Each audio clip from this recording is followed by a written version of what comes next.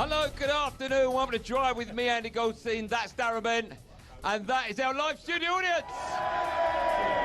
They can do better. Our live studio audience. They're going to be good. You're going to be good. We are here because it's a very special show because, of course, this weekend, the Premier League is back.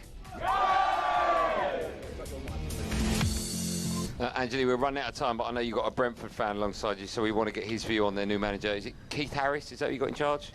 Yeah, well, not in... the fan that we've got is Billy from Beesotted podcast, but what is your question? Well, the question I had been Keith Andrews, not Keith Harris, right, as it is.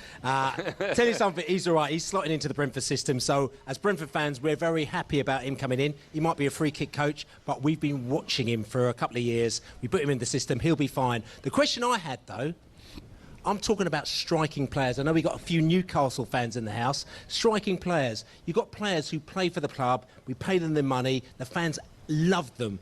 Give them adultation, or whatever you call it. You know what I'm saying? And then all of a sudden, they decide they want to move and they go and strike for the club. We got a player that's done that. Yoanne Wissa. We loved Yoanne Wissa. Wissa's on fire. Your defence is terrified. But all of a sudden now, he's now striking for the club because he wants to move to Newcastle.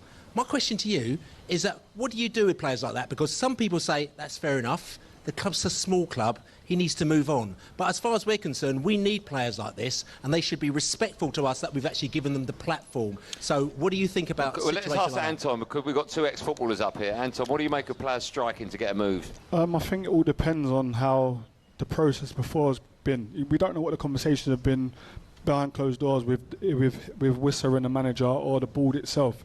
You know, players that I've played with who end up wanting to leave in that situation. Something happened behind closed doors where the club might have said, if something bigger comes, we won't stand in your way, and then all of a sudden they've said, no, you're not going, and that puts people back out of joints.